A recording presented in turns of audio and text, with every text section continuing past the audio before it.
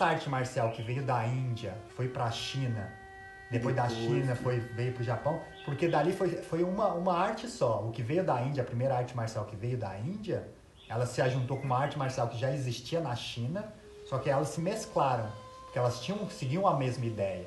Porque a arte marcial que veio da Índia, ela veio através de Bodhidharma, que ele era um monge budista. Uhum. E quando ele chegou lá e encontrou no templo de Shaolin, que já tinha aqueles que praticavam, claro que não chamava Kung Fu naquela época, mas ele já praticava alguma arte marcial. Uhum. Só que essa arte marcial, ela veio baseada no taoísmo. Uhum. Então, quando o budismo e o taoísmo se encontraram na China, eles se juntaram, porque eles viram que estavam falando sobre a mesma coisa. Eles não entraram em conflito. Não teve uma guerra ali. Teve uma união.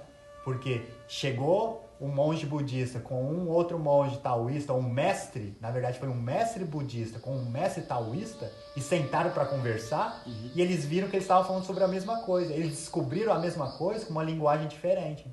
Então ali eles uniram. Então ali criou o Zen.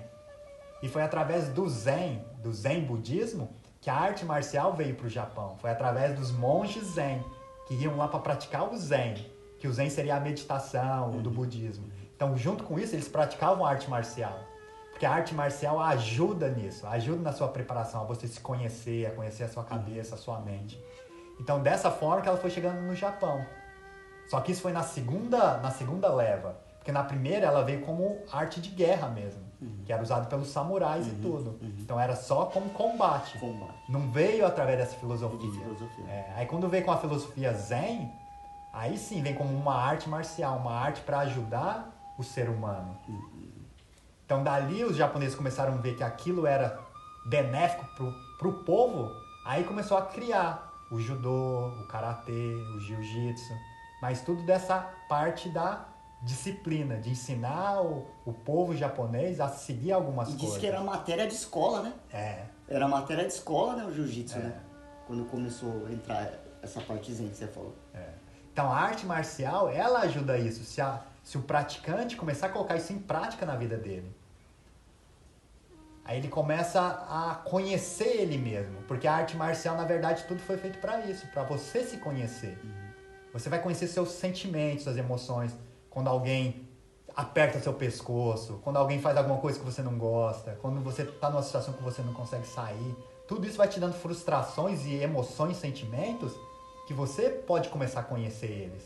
De entender o porquê que eu sinto assim, porquê que eu me senti desse jeito, porquê que eu fiquei com raiva daquela pessoa, porquê que hoje depois do treino eu não estava bem.